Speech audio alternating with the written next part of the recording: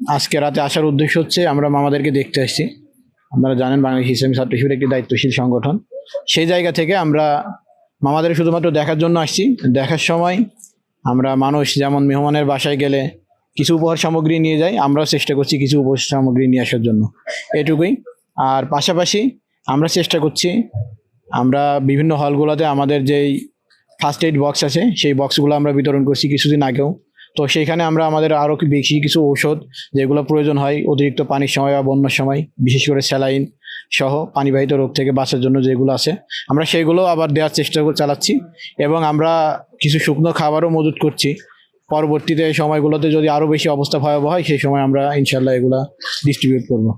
আসলে আমাদের আজকে যে প্রচণ্ড পরিমাণে বৃষ্টিপাত হয়েছে, এই বৃষ্টিপাতে সবাই বেশ কষ্টের মধ্যে আছে।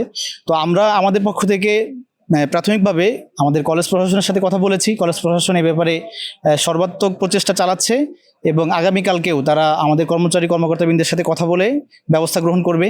কিন্তু বাংলাদেশ ইসলামী ছাত্র শিবির যেহেতু একটি দায়িত্বশীল সংগঠন, সেই দায়িত্বশীলতার জায়গা থেকে আমরা আজকে এসেছি। আমাদের ক্যাম্পাসের যে সকল কর্মচারীবৃন্দ আছেন আমরা তাদের সাথে সাক্ষাৎ করেছি। আমরা আমাদের ক্যাম্পাসের শিক্ষার্থী ভাই বোনদের সাথে আমাদের ভাইদের সাথে কথা বলবো এবং তাদের সমস্যাগুলো সমাধানের জন্য আমরা চেষ্টা করব।